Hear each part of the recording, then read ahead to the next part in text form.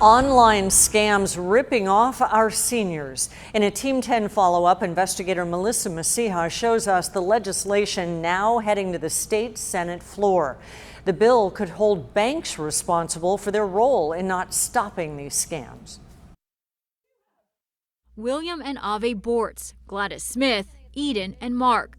They're united in the fact their money was stolen in wire transfer scams.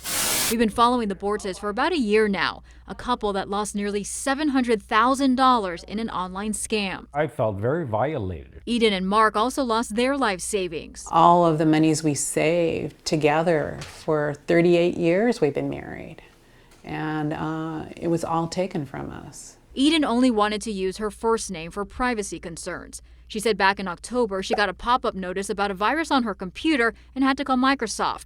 She called the number and was told it's connected to identity theft, and it looks like there are people with criminal background trying to get into all of my bank accounts. It sounds like an unbelievable story, but it happened to Eden, and she said the person on the phone sounded so convincing.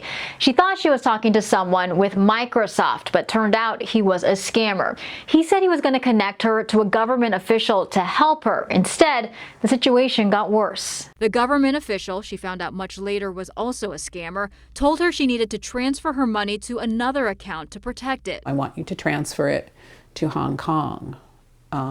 And that's where we keep our government safe accounts. He tricked Eden into believing her family's safety was at risk if she didn't follow all the instructions. When I got to the bank, I was to check in with him. And then when I left the bank after the transfer, I was to check in with him. She made 5 wire transfers at her Chase Bank. How much money did the scammers take? $564,000. Eden said she was instructed not to say anything to anyone for her safety, not even her husband. She claimed the bank asked her no follow-up questions. What role do you think Chase played in all of this?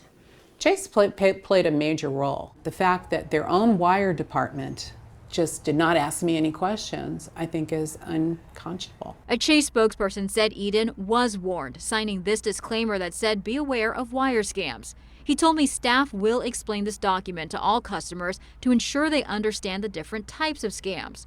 But what Eden's husband, Mark, can't comprehend is Chase used to follow up with them on other financial matters. When it came to these transfers, they didn't. We were private clients with Chase. We used to get calls, sometimes maybe even a little bit annoying, but get calls, and we knew them personally, checking in with us. And for the life of me, with 5 suspicious transfers of money, why they couldn't pick up the phone, I'll never understand that. Gladys Smith lost $50,000 in a wire transfer scam 2 years ago. She said the scammer told her to tell Chase Bank employees the money was going to her brother-in-law in Hong Kong. When she went to Chase, she didn't know who the money was going to. And they said, oh, we're still missing one thing.